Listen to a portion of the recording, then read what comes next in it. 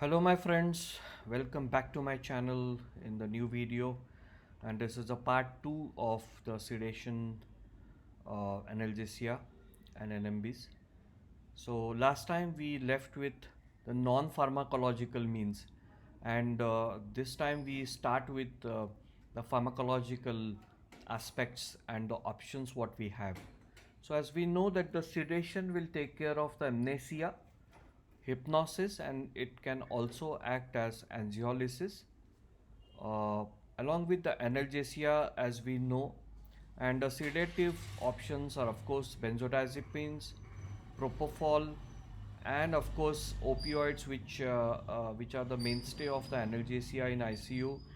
But mind you, we need to actually take into account the possibility of the respiratory depression, and of course the antitussive kind of action which they may have. So of course we need to actually have the analgesia first approach and then followed by the sedation. So always remember to give analgesia first to the patient and then sedate the patient, and this was, I think, one of the most important breakthrough thought which the modern medicine or the sedative protocols which we have. And of course, the analgesics we have in the form of morphine, fentanyl, or acetaminophen. So, what are the few myths of the sedation? As we know that we need to actually give analgesics for the pain. You know, don't give sedation for the pain. Give analgesics for the pain. If the patient has delirium, treat the cause. Don't treat them with sedative agents. Of course, not with benzodiazepines, because they are the ones with a high propensity to cause delirium. And of course, prefer antipsychotic drugs and the muscle relaxants which they do not sedate the patient. So please remember to sedate the patient first before you select a muscle relaxant.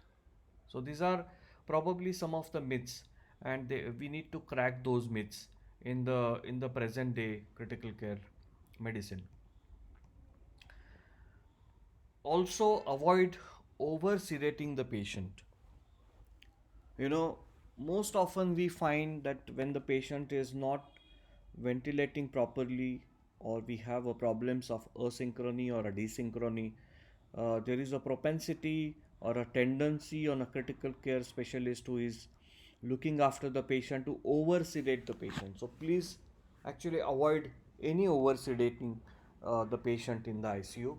Make sure what the cause for those factors, like whether there is pain or a delirium or things like that. Now, three C's in the form of calmness, coherence, and compos mentis, where the patient is conscious and probably trying to follow few commands rather than getting fully knocked off. These are the three C's which anyone needs to remember. Of course, the exceptions are when they are difficult to ventilate the patient, or those who have increase in the intracranial pressures. So here, of course, we prefer to over sedate them, but by and large, we need to avoid over sedation. Sedatives, of course, the commonest ones which we use are midazolam, the propofol, and the dexmedetomidine, and we'll embark upon that in a short while from now.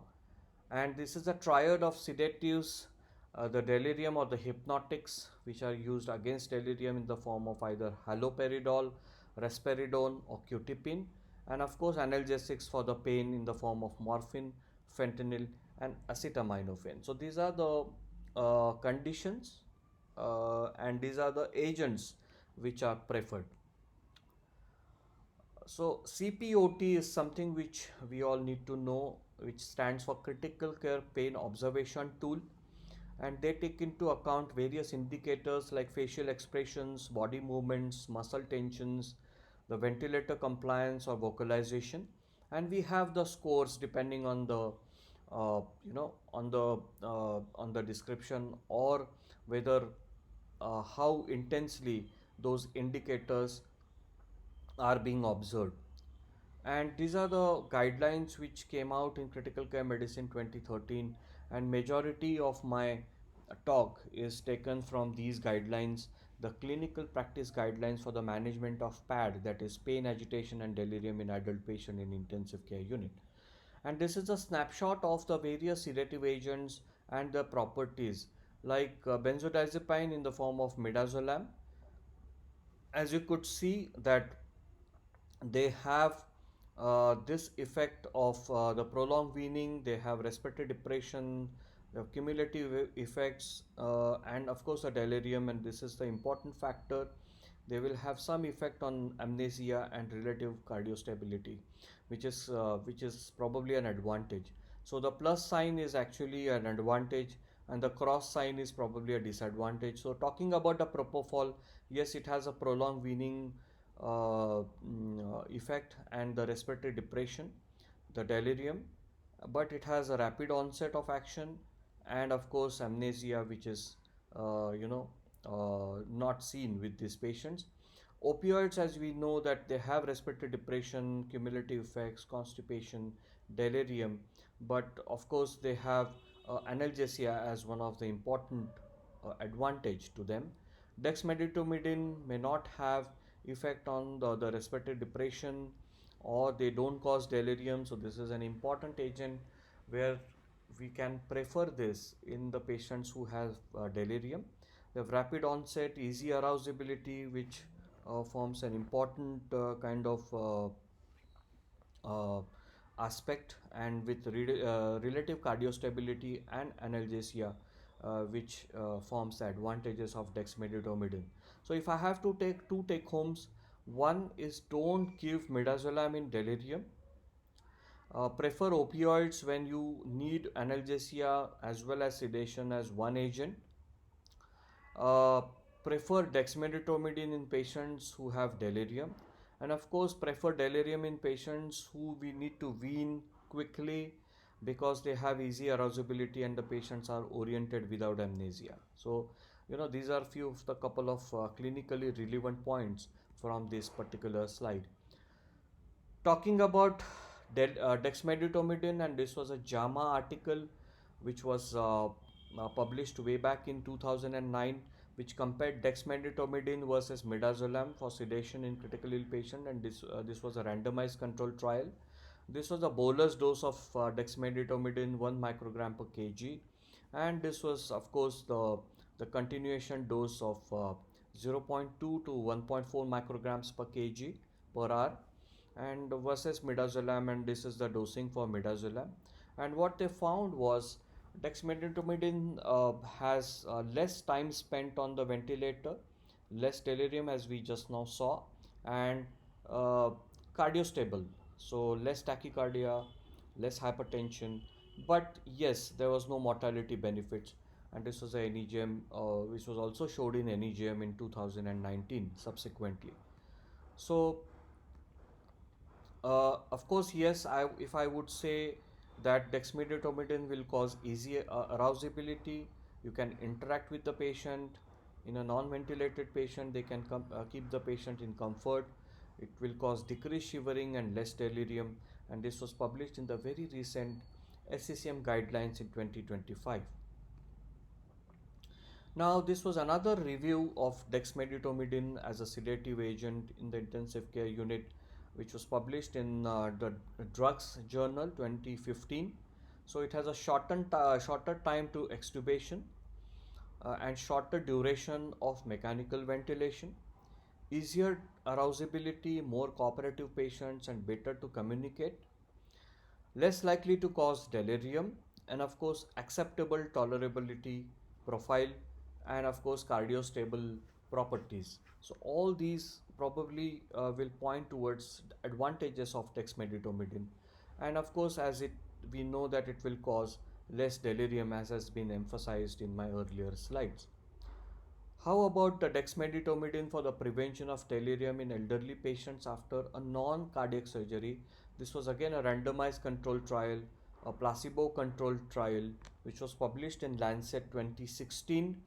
They took the patients who were more than 16 years, the 1:1 randomization, comparing dexmedetomidine to placebo, and the dexmedetomidine dose was 0.1 micrograms per kg per hour, and for about 8 hours, and then it was discontinued after 8 hours. So primary outcome was the delirium with the help of the CAM ICU, and we will discuss that in my subsequent slides.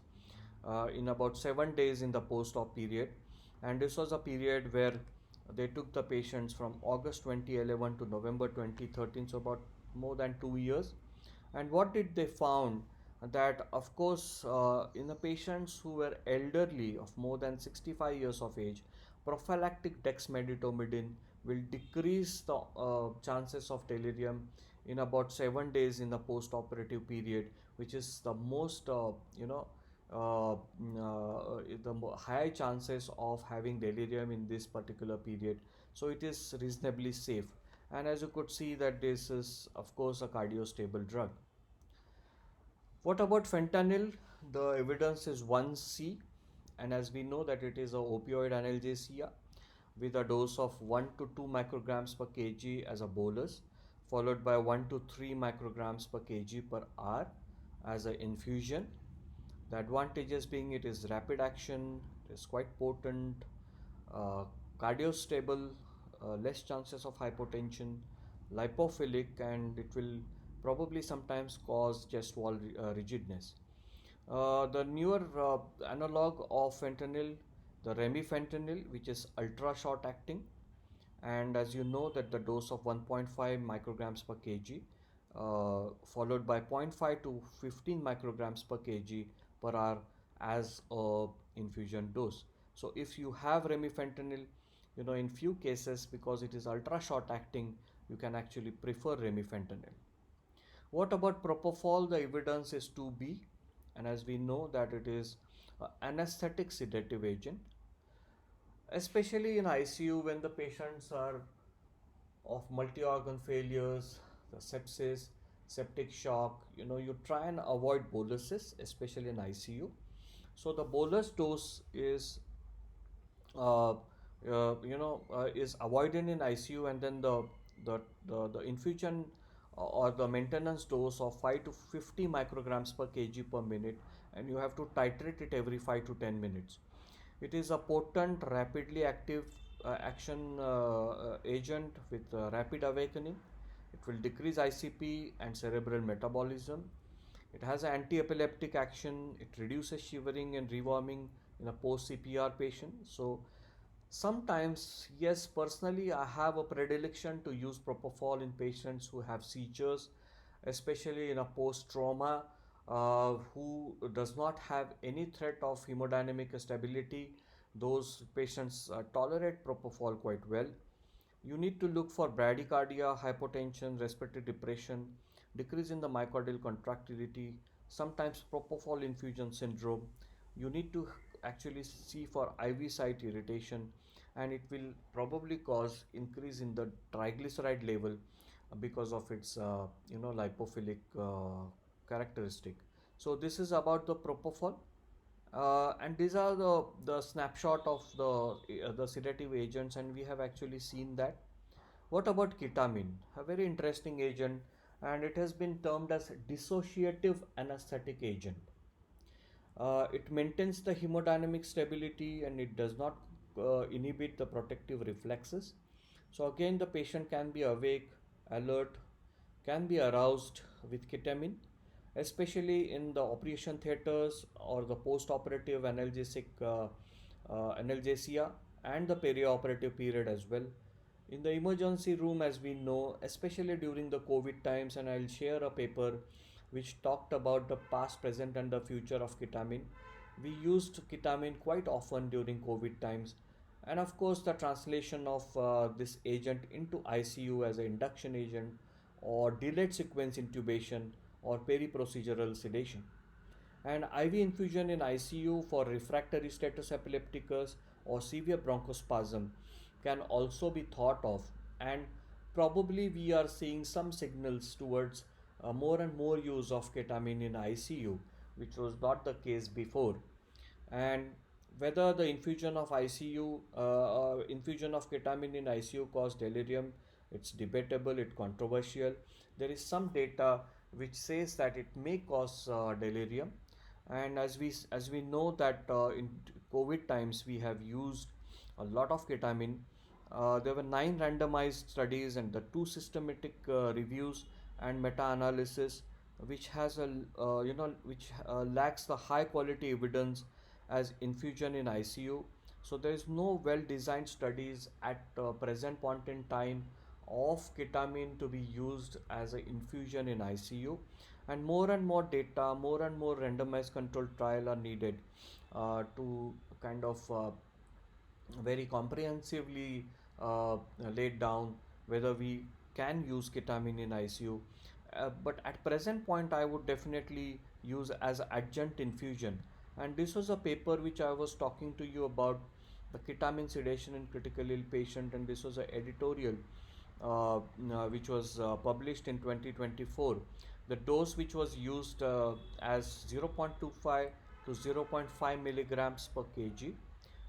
This was the Journal of Intensive Care Society 2024, and this was an infusion of 0.05 to 2.5 milligram per kg per hour, and this was a randomized control. This was the randomized control trial, and this was a references for the same. So here we are probably having some signals of ketamine to be used in ICU as a infusion, but yes, at present point in time, I would say that I would probably prefer a dexmedetomidine over midazolam. If not, then yes, midazolam. In few subset of patients, I would probably prefer propofol. I am too fond of fentanyl because it will give me analgesia as well as sedation, and of course, ketamine as an adjunctive therapy. What about midazolam? Once upon a time it was probably the agent of choice, but now yes, it is less and less used or preferred, not definitely as a first line agent. The dose of zero point 0.1 to zero point 0.5 milligram per kg as a bolus, followed by zero point 0.2 to zero point 0.1 milligram per kg per hour as a infusion, as we know that it can cause amnesia, especially the retrograde amnesia. It has an anxiolytic effect, it has an immediate action and a shorter duration of action, but prolonged sedation can cause long term infusion problems. It has a longer half life, especially in the patients of liver and kidney failures, and it will definitely cause delirium. It is a 2B, and of course, it has interactions with the drugs like antiretroviral therapy or azoles. So these are few of the salient features of midazolam, and I think I'll stop here. We have had a good discussions on the various sedative agents which are used in the present day critical care practices. So that's all for now.